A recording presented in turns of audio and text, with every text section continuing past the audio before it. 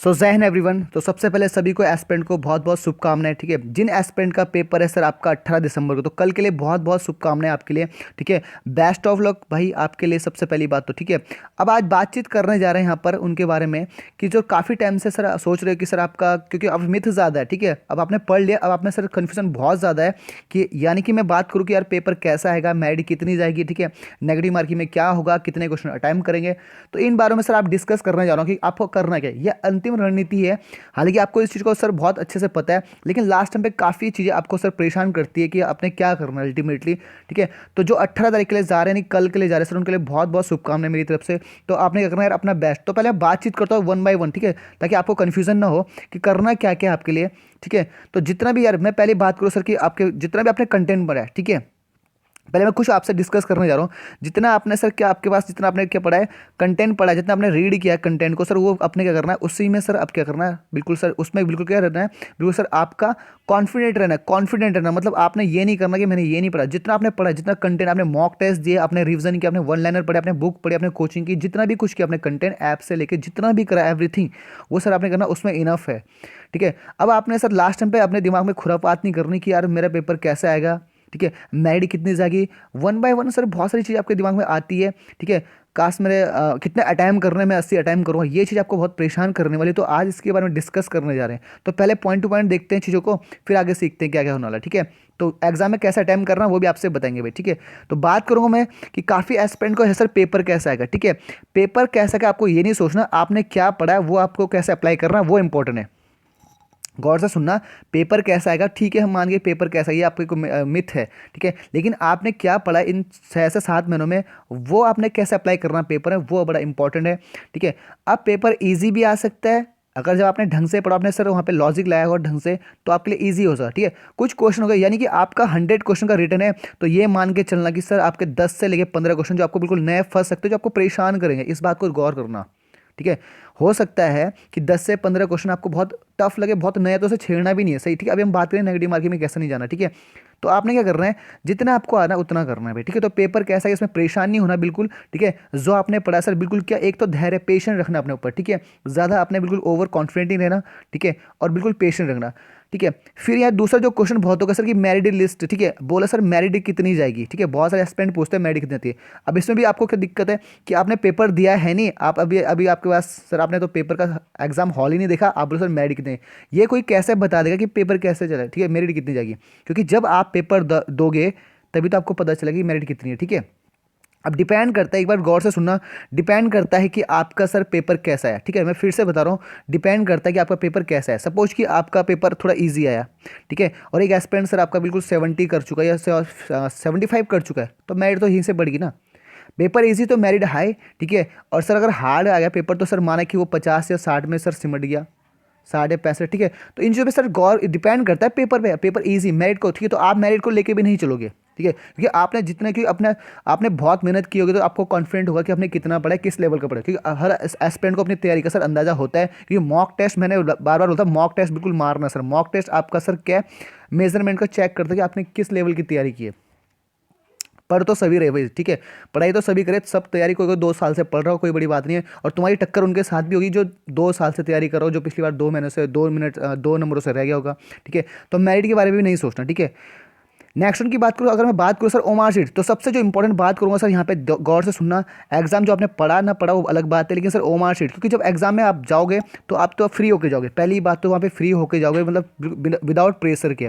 तो OMR sheet में जो काम करने जाओगे, तो ओमार शीट में क्या अपने पर एक पूरा डिटेल भरनी है, और ओमार शीट के जो आपके जो फिल इन द ब्लैंक्स जो गोले हैं, उसे प्रॉपर तरीके से सर क्या करोगे, अपना रोल नंबर, ठीक है, अपना जो नेम नाम सर फुल करोगे उसे। ठीक है, तो रोल नंबर सारा इसमें फुल करोगे। ठीक है, नाम अपना जो भी है पूरा फुल फिल करके जाओगे। यहाँ पे अगर तुमने ओमार में गलत करते ना कुछ भी आपने, तो भाई साहब आपकी बिल्कुल कॉपी रिजेक्ट हो जाएगी, इस बात को ध्यान रखना। ठीक है, पेपर आया अच्छा है आसान है वो अलग बात है। ठीक है, आपने अटैम्प्ट किया नहीं अलग बात है, लेकिन सर आपने एक बात ध्यान, ओमार शीट बिल्कुल प्रॉपर तरीके से आपने क्या करना है, पूरा गोला मारना है। ठीक है, और रोल नंबर अपनी डिटेल को सही भरना भाई। ठीक है, उसके बाद तो सर आपने जो किया हुआ एग्जाम की अलग बात है। ठीक है, नेक्स्ट उनकी बात करूँ कि यार मेरा सिलेक्शन होगा कि नहीं होगा। ठीक है, अगर मैं बात करूँ, बहुत ये मिथ है कि मेरा सिलेक्शन होगा कि नहीं होगा, तो भाई इसको भी छोड़ देना है।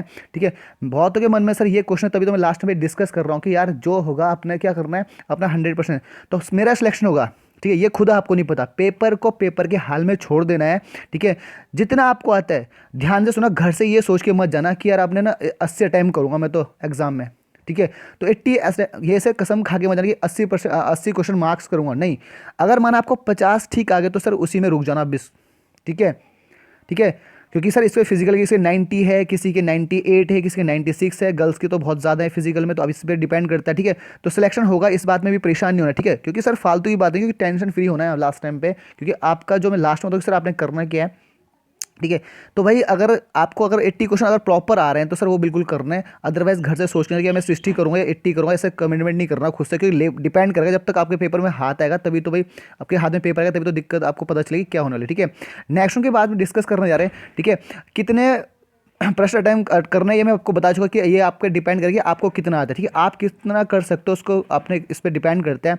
बात करूँ मैं यहाँ पर, ठीक है, तो कौन से क्वेश्चन करने हैं, कौन सा क्वेश्चन नहीं करना है, इसी पे डिस्कस करने जा रहे हैं। ठीक है, तो कितना अटेम्प्ट करना है वो तो अभी छोड़ो, अगर पेपर इजी हो तो सारे कर लेना भाई। ठीक है, अब सपोज अब एग्जाम में सर दो तरीके की चीज़ें, सपोज कि आपको 40 क्वेश्चन ऐसे पूरे 100 में से जो बिल्कुल आपने पढ़े और बिल्कुल फिट आ गए। ठीक है, और कुछ आपको सर थोड़ा सा कन्फ्यूजन था। अब सर आपको सर तुक्का नहीं लगाना, इस बात को ध्यान रखना।